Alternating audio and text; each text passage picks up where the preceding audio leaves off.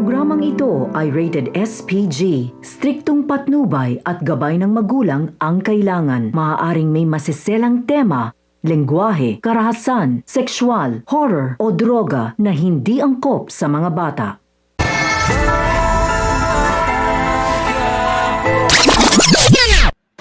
Ang mga dapat nating abangan sa FPG's Batang Quiapo. Dahil tuluyan ang nahuli sina Tanggol at ang kanyang mga kasamahan, ay muli silang magkakaroon ng reunion sa loob ng bilangguan. Sa oras na gumaling na nga si Tanggol at maihatid na mismo ito ng kanyang demonyong amang si Rigor, na atat na maihatid si Tanggol kahit na hindi pa man lubusang magaling ang ating bida.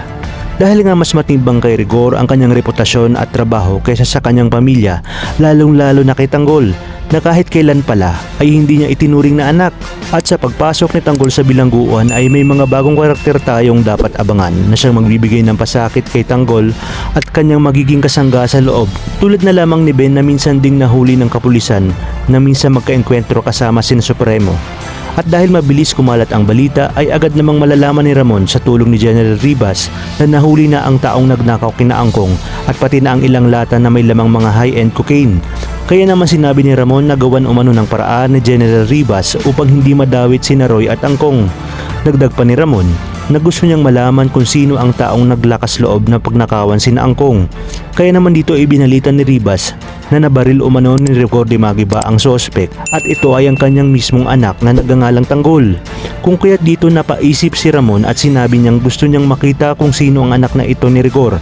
Dahil kasalukuyan niyang kasama si David na ipinakilala ni Olga bilang Tanggol. Dito na nga kaya malalaman ni Ramon na ang kanyang nakaengkwentro sa hotel na kamukha niya ang tinutukoy ni General Ribas.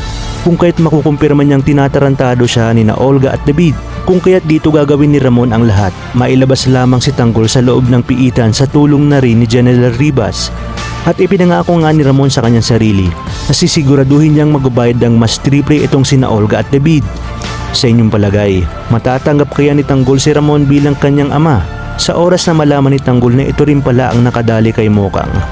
Kaya naman kapamilya, tutok lang dahil marami pa tayong dapat abangan dito lang sa pambansang teleserye ng Sambayanan, ang FPJ's Batang Quiapo.